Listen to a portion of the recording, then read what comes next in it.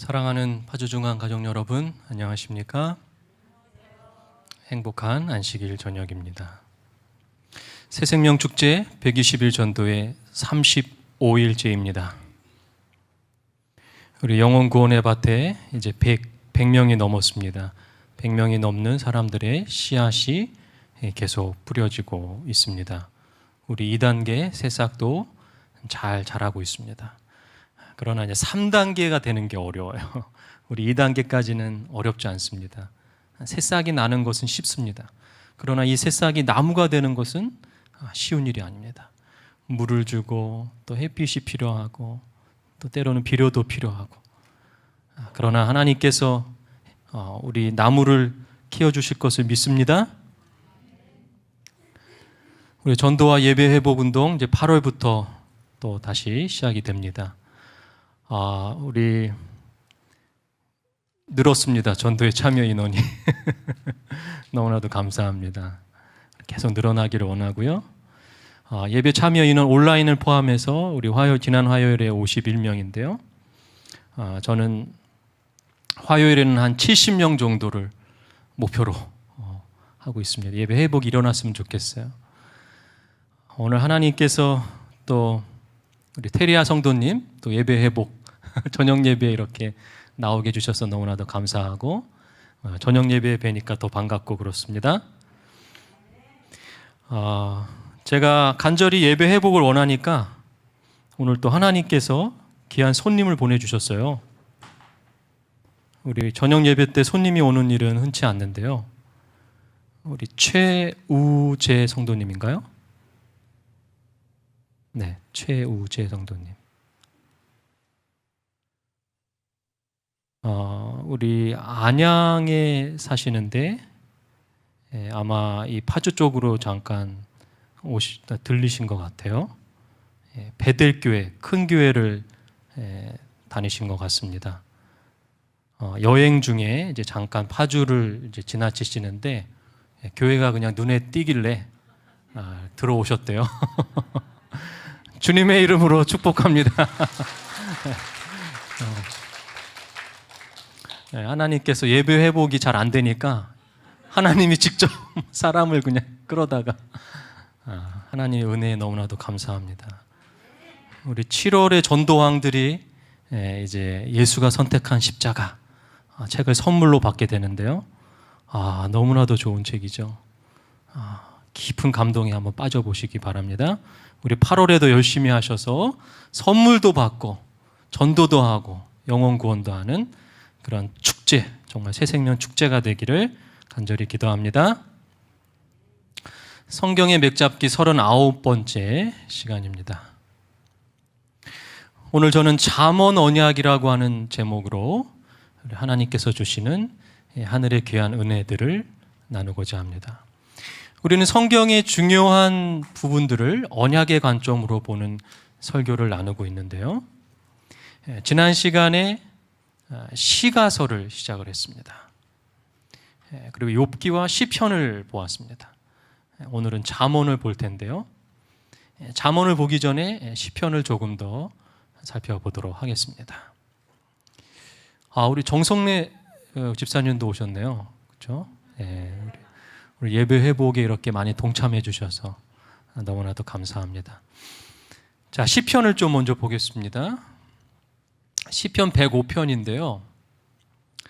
그는 그의 언약 곧 천대에 걸쳐 명령하신 말씀을 영원히 기억하셨으니 이것은 아브라함과 맺은 언약이고 이삭에게 하신 맹세이며 야곱에게 세우신 율례 곧 이스라엘에게 하신 영원한 언약이라.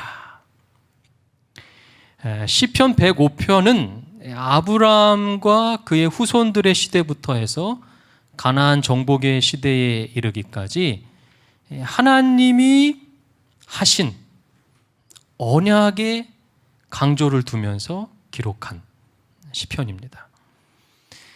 그래서 영감의 글에 보면 일주일에 한 번 이상은 읽어야 된다는 시편이 있는데 그 시편이 바로 105편과 106편이에요. 하나님의 언약을 기억하고 일주일에 적어도 한 번은 묵상하고 기억하라는 거예요. 그래서 시편 105편과 106편은 하나의 시입니다. 거의 한 짝을 이루고 있어요. 그래서 영감의 글에 보면 하나님의 자녀라고 공언하는 모든 사람에게 나는 시편 105편, 106편, 107편에 기록된 이스라엘의 역사를 깊이 생각하도록 권하는 바이다. 이 성경 말씀을 깊이 연구함으로써 우리는 우리 하나님의 선하심과 자비하심과 사랑을 더욱 깊이 깨닫게 될 것이다. 시편 105편과 106편에 기록된 이스라엘의 경험은 말세를 사는 하나님의 백성이 특별히 연구해야 할 경고의 교훈을 간직하고 있다. 나는 이 장들을 적어도 일주일에 한 번씩은 읽으라고 권한다. 도대체 무슨 경고의 내용이길래 이 말세에 살아가는 우리들에게 일주일에 한 번은 읽으라고 이야기한 것일까요? 106편을 보면요, 그러나 여호와께서 그들의 부르짖음을 들으실 때에 그들의 고통을 돌보시며 그들을 위하여 그의 언약을 기억하시고 그 크신 인자하심을 따라 뜻을 돌이키사 그들을 사로잡은 모든 자에게 긍휼히 여김을 받게 하셨도다. 여러분, 시편은 언약의 책이에요. 언약에 관련된 시들이 굉장히 많이 나와요. 특별히 시편 105편, 106편. 구약 성경에 나오는 이스라엘의 역사의 이야기를 쭉 해주면서 이스라엘 백성들의 경험을 통하여 언약의 하나님께서 인간의 불신실함과 나약함과 연약함에도 불구하고 하나님은 언약을 지키신다라고 하는 것을 시와 노래로 표현하고 있는 거야. 우리가 언약을 기억할 때 이 시편을 우리가 반드시 읽고 묵상해야 돼. 왜냐하면 왜 이렇게 시와 노래에 하나님이 언약에 대한 이야기를 많이 집어넣었을까요? 노래로 외우면 훨씬 잘 외워져요. 시와 노래가 훨씬 사람에게 오래 기억에 남기 때문에 시편에 언약의 내용이 그렇게 많이 들어가 있는 거예요. 언약의 하나님이시며 전능하신 하나님을 기억하고 새겨서 하나님의 나라에 들어가라고 하는 것이 바로 시편 105편과 106편의 내용인 것입니다. 자, 이번에는 시편 119편입니다. 화면에 보시는 것처럼 영혼의 119, 우리가 불이 나거나 급한 일이 생기면 몇 번을 눌러요? 119를 누르죠. 우리가 영혼의 마음에 뭔가 급한 일이 생겼어요. 그러면 시편 119편을 펼쳐보는 거예요. 그래서 영혼의 119라 그래요. 시편에서 가장 긴 시예요. 근데 이 시는요, 언약에 완전히 몰입한 사람만 쓸 수 있는 시. 그 사람이 바로 다윗입니다. 다윗. 히브리어의 알파벳이 22자인데요. 이 22자를 가지고 시를 쓴 겁니다. 그런데 한 자에 8절씩 썼어요. 그러므로 22 곱하기 8은 176이에요. 그래서 성경에서 가장 긴 장이 바로 시편 119편인 거야. 한 절 한 절 쓸 때마다 언약이라고 하는 단어를 집어넣었어요. 그런데 똑같은 단어를 집어넣은 게 아니라 매번 다르게 썼어요. 그게 시의 특성이죠. 똑같은 것을, 문학은 똑같은 단어를 쓰는 것을 좋아하잖아요. 그래서 한 절 한 절 쓸 때마다 언약이라고 하는 단어들을 다 바꾸어서 썼습니다. 이거 원어로 읽으면은 굉장히 큰 감동이 있는데 우리가 원어로 읽을 수가 없어. 원어로 읽으면 히브리어 단어를 하나를 가지고 쭉 똑같이 썼어요. 이렇게. 자, 잘 이해가 안 되시죠? 제가 이해를 될 수 있도록 좀 한국말로 한번 바꿔봤는데, 우리가 히브리어를 읽을 수 없기 때문에 그 감동이 잘 올 수가 없죠. 근데 이것을 한글에 한번 비유를 해봤을 때에 히브리 알파벳 22자를 만약에 한국 사람이 쓴다고 하면 가나다라 이렇게 썼을 거예요. 그죠? 그러면 가로 시작하는 절을 8개를 쓰는 겁니다. 8개. 그 다음에는 나로 시작하는 것을 8개 쓰는 거예요. 이게 이제 실제 시편의 내용은 아니지만 한번 한국 사람이 이제 시편을 썼다고 했을 때에 가로 시작하면 가정의 주의 말씀이 있는 사람은 복이 있으며 이렇게. 그다음 2절에는 또 가로 시작해요. 가난해도 주의 계명을 순종하는 자 되게 하소서. 이렇게 가로 시작하는 이 시를 8개씩 쓰는 겁니다. 그 다음 나, 그 다음 다. 그래서 1절부터 8절까지 가로 시작하고 그 다음 나, 그리고 언약의 말씀을 매번 다른 단어로 사용을 했어요. 이런 식으로 8번 반복하게 되면 176개, 176절에 아주 긴 시가 나타나는 겁니다. 그래서 시편 119편이 이렇게 길어진 거예요. 쓰다 보니까 어쩌다가 길어진 게 아니고 이 시를 쓴 사람이 언약의 관점으로 언약을 강조하기 위해서 의도하고 쓴 거예요. 다윗이. 그래서 이렇게 길어진 거예요. 다윗은 언약에 신실한 사람이었어요. 시편이 150편이 있는데요. 그 시편 가운데 거의 절반 넘는 73편이 다윗에 의해 기록된 시입니다. 그리고 다윗의 시는 거의 다 언약에 관련된 시예요. 자, 시편 136편입니다. 여호와께 감사하라. 그는 선하시며 그 인자하심이 영원하미로다. 2절 보세요. 신들 중에 뛰어난 하나님께 감사하라. 그 인자하심이 영원하미로다. 반복되죠. 뭐가 반복됩니까? 뭐뭐 하신 하나님께 감사하라. 그리고 그 인자하심이 영원하미로다. 이렇게 되어 있습니다. 감사시예요. 그런데 헤세드 감사시예요. 무한한 하나님의 사랑에 대한 감사. 그래서 여기서 인자하심이라고 번역된 단어가 헤세드예요. 언약의 시입니다. 136편. 언약의 감사의 시. 언약의 하나님께 감사함을 계속 표현하는 시예요. 26절까지 계속 똑같은 말이 반복돼요. 언약의 하나님께 감사하라. 그 헤세드 하나님의 사랑이 영원합니다. 이것이 얼마나 감사한지 계속 26번 반복해서 말. 영원한 하나님의 언약과 사랑을 노래한 위대한 시가 바로 136편입니다. 자, 이 외에도 더 많은 시들이 있지만 자, 오늘은 잠언으로 넘어가 보겠습니다. 잠언 9장인데요. 지혜가 그의 집을 짓고 7 기둥을 다듬고 짐승을 잡으며 포도주를 혼합하여 상을 갖추고 자기의 여종을 보내어 성중 높은 곳에서 불러 이르기를 어리석은 자는 이리로 돌이키라. 또 지혜 없는 자에게 이르기를 너는 와서 내 식물을 먹으며 내 혼합한 포도주를 마시고 어리석음을 버리고 생명을 얻으라. 명철의 길을 행하라 하느니라. 자, 여러분 이 잠언을 읽으실 때에 저는 이 9장 1절부터 6절의 내용이 잘 이해가 되지 않았습니다. 근데 언약의 관점으로 볼 때 이것이 정확하게 이해가 됩니다. 그냥 봤을 때에는 무슨 이야기를 하는지 잘 이해가 안 돼요. 여러분 이제 언약을 많이 배우셨기 때문에 이 구절을 읽으실 때에 언약의 단어들을 찾아낼 수 있어야 돼요. 찾아보셨습니까? 몇 개 정도 나옵니까? 같이 한번 찾아볼까요? 자, 짐승을 잡으며, 그렇죠? 집이라고 하는 것도 언약의 단어고요. 7 기둥, 상, 종, 높은 곳, 어리석은 자, 지혜 없는 자, 혼합한 포도주, 다 언약의 단어들이에요. 7은요 언약의 숫자라고 말씀드렸죠. 기둥은 이 돌단, 7 기둥. 이 단을 이제 할 때에 언약 체결식 할 때에 2개의 단이 필요했죠. 그런데 이스라엘 백성을 상징할 때에는 7단 혹은 12단을 사용한 것을 우리가 배웠습니다. 짐승을 잡는 것은 당연히 언약 체결식이고요. 그리고 포도주가 나옵니다. 그런데 여기서 포도주는요 혼합한 포도주입니다. 언약 잔치 기억나시죠? 언약 만찬 때 떡과 포도주가 필요합니다.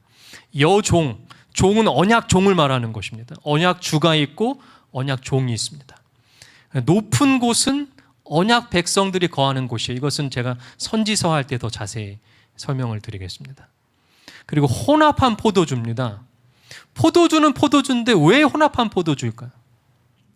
여러분 포도주가 술입니까? 음료수입니까?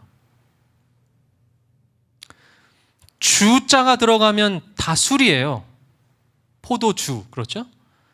그런데 술이라고 다 알코올이 들어가 있는 것은 아닙니다.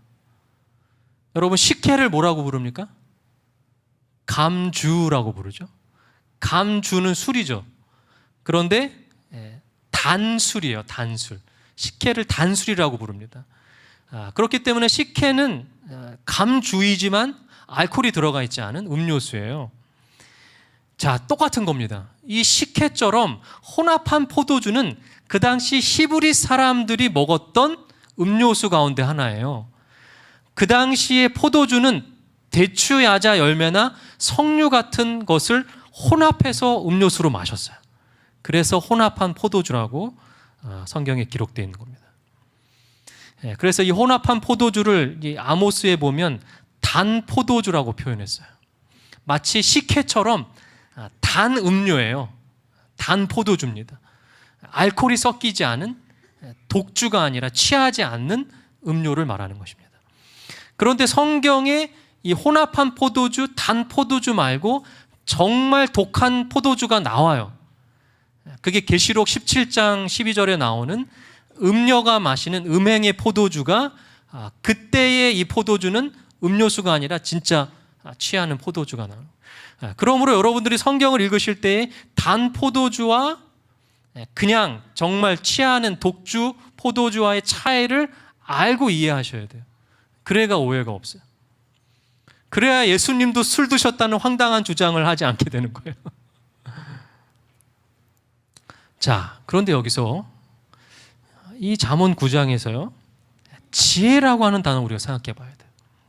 언약의 관점으로 봤을 때 지혜라는 존재가 사람들하고 언약을 체결하기 위해서 제단을 쌓고 짐승을 쪼개고 언약 잔치를 하는 내용이 잠언 9장의 내용이라는 거예요. 그럼 이 지혜라고 하는 존재가 누구냐 이거예요. 지혜라고 하는 단어는 성경에 434회가 나옵니다. 그런데 잠언에만 123회가 나와요. 그런데 지혜와 지식이 같이, 이 단어가 같이 붙어서 나오는 경우는 성경에 한 3번 정도밖에 없어요. 아주 특별할 때만 사용합니다. 어느 때 사용했는가? 역대하에 보면요, 솔로몬이 왕이 됐을 때에 하나님께 무엇을 구했어요? 지혜만 구한 것이 아니라 지혜와 지식을 구했습니다. 우리말로는 지혜와 지식이 약간 차이가 나는 것처럼 느껴져요. 예를 들어서 지식은 없어도 지혜는 있을 수 있습니까? 박사학위를 가진 사람이 지식은 있어도 지혜는 없을 수 있습니까? 우리의 단어로서는 약간 차이가 있는 것처럼 느껴져요. 하지만 성경의 언어로 봤을 때에는 이 두 가지는 차이가 없어요. 거의 똑같아요. 근데 왜 지혜와 지식을 두 개 다 사용했는가? 강조할 때 사용하는 거야. 중요한 것은 왜 솔로몬이 지혜와 지식을 구했느냐는 거예요. 여러분, 성경이 잘 이해가 되지 않을 때 무슨 책을 찾아보라고요? 신명기를 찾아봐. 신명기 4장 5절 6절에 보면요, 내가 나의 하나님 여호와께 명령하신 대로 규례와 법도를 너에게 가르쳤나니 이는 너희가 들어가서 기업으로 차지할 땅에서 그대로 행하게 하려 함인즉 너희는 지켜 행하라. 이것이 여러 민족 앞에서 너희의 지혜요 너희의 지식이라. 그들이 이 모든 규례를 듣고 이르기를 이 큰 나라 사람은 과연 지혜와 지식이 있는 백성이로다 하리라. 신명기에 이미 이스라엘 백성이 하나님의 언약대로 명령대로 살아갈 때 지혜와 지식이 있는 백성이라고 불리워질 것이라고 하는 언급이 있어요. 솔로몬은 신명기를 읽은 사람이에요. 다윗에게 언약에 대해서 철저하게 배웠던 사람이에요. 신명기 4장 5절 6절을 읽어보니까 내가 이러한 나라를 만들어 보고 싶다라고 하는 생각을 하게 된 거예요.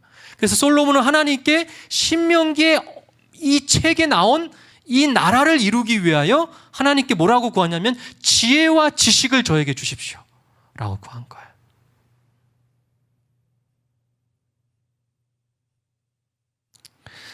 여기 잠언 8장에 보면 이런 설명이 있습니다.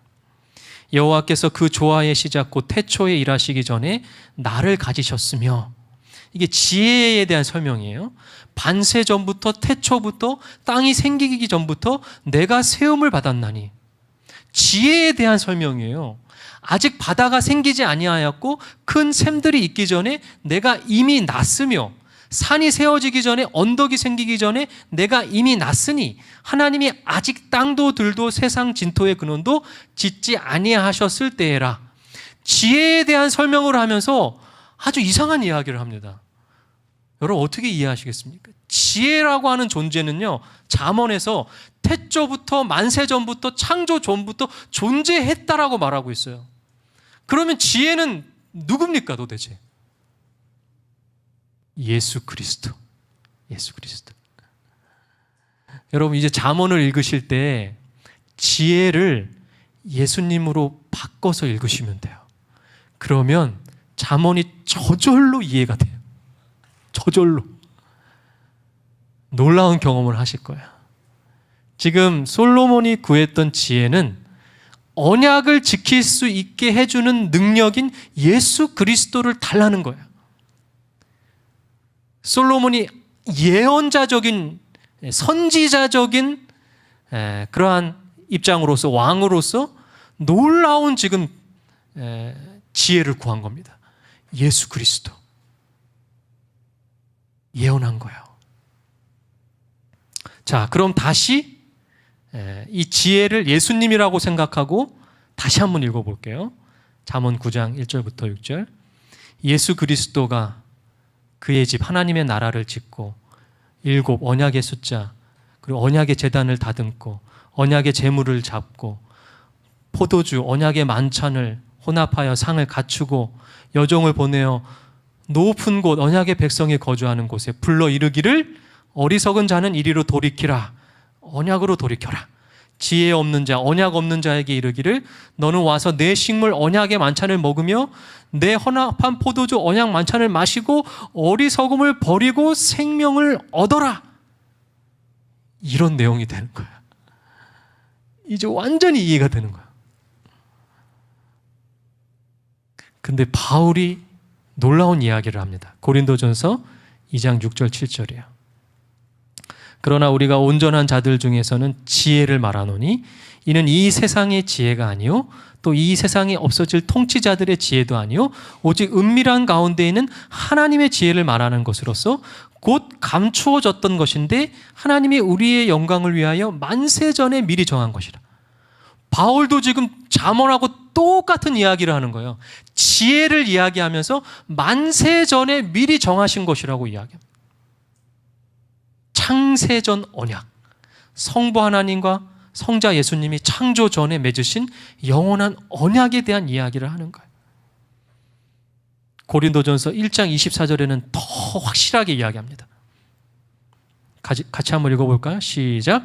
오직 부르심을 받은 자들에게는 유대인이나 헬라인이나 그리스도는 하나님의 능력이요 하나님의 지혜니라. 누가 지혜라고요? 하나님의 지혜라. 하나님. 그러면서 골로새서 2장 2절 3절에도 예수 그리스도를 이렇게 묘사합니다. 이는 그들로 마음의 위안을 받고 사랑 안에서 연합하여 확실한 이해의 모든 풍성함과 하나님의 비밀인 그리스도를 깨닫게 하려 함이니 그 안에는 지혜와 지식의 모든 보화가 감추어져 있느니라.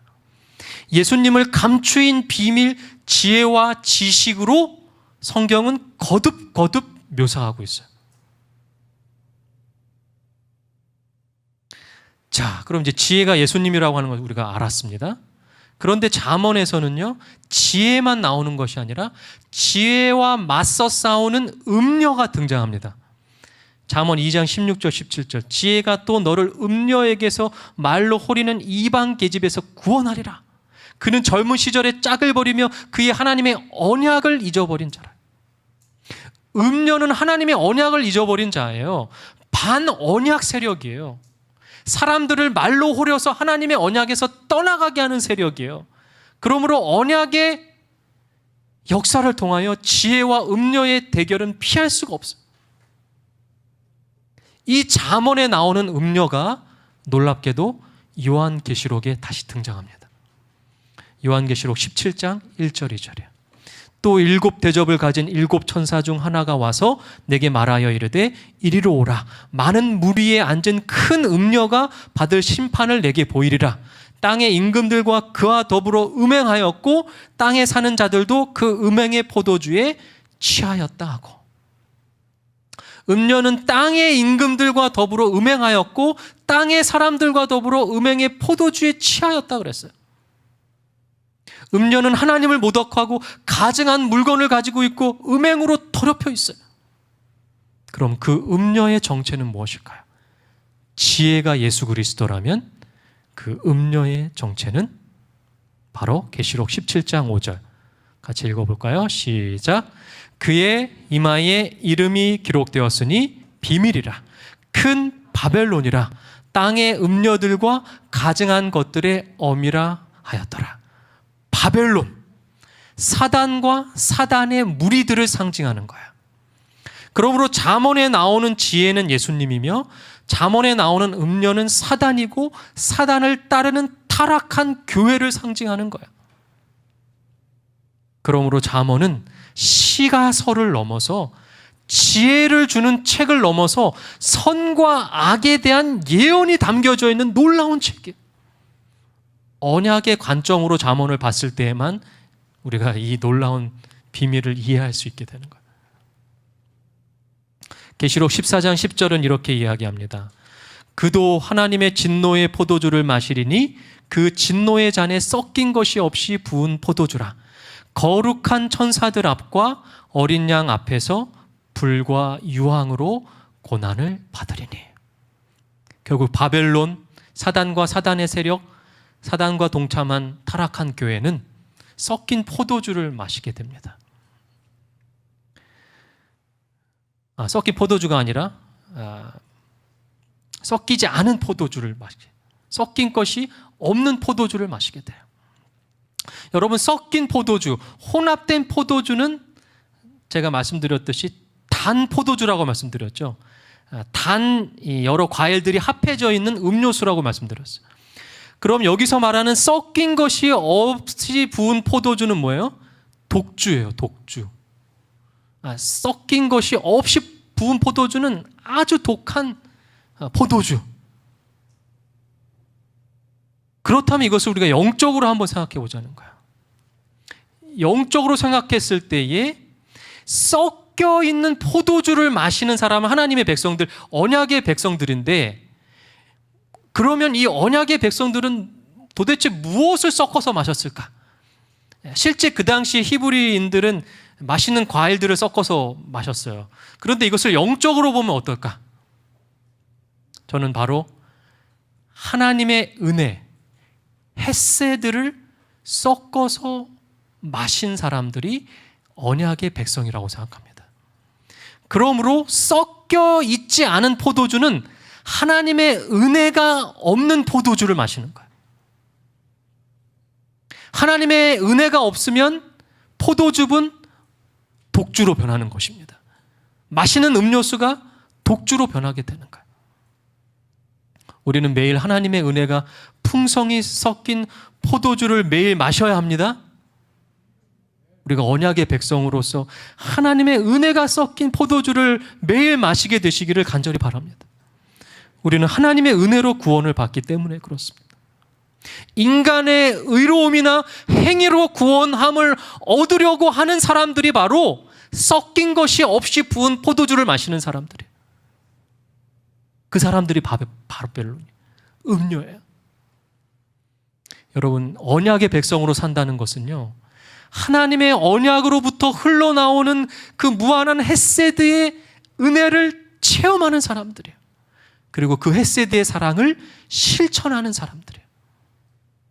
다시 말해서 하나님의 은혜와 구원을 내가 받았으니, 하나님의 은혜로 내가 구원을 받았으니 그 구원의 감사와 기쁨을 가지고 언약주가 되어서 다른 사람들과 그 사랑을 나누는 사람이 바로 지혜자와 함께하는 언약의 백성인 것입니다.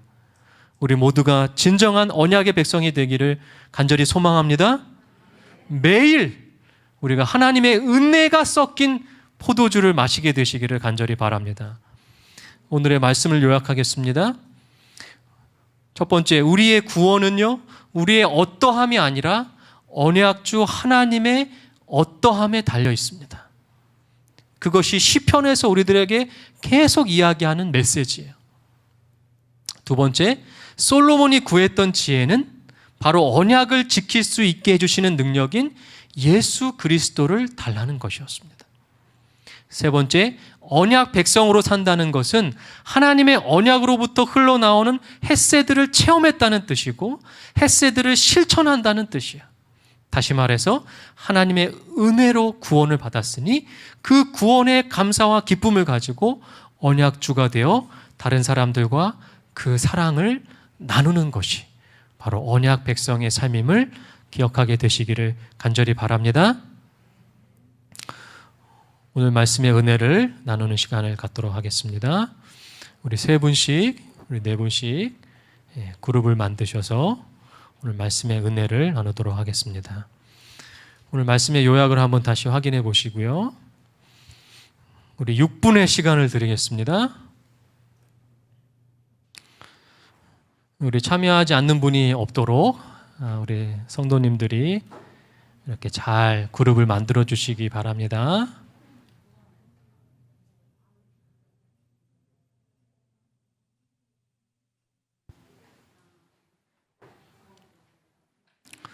네, 첫 번째 사람이 2분, 그 다음이 계속 2분, 그래서 6분 동안 은혜를 나누도록 하겠습니다.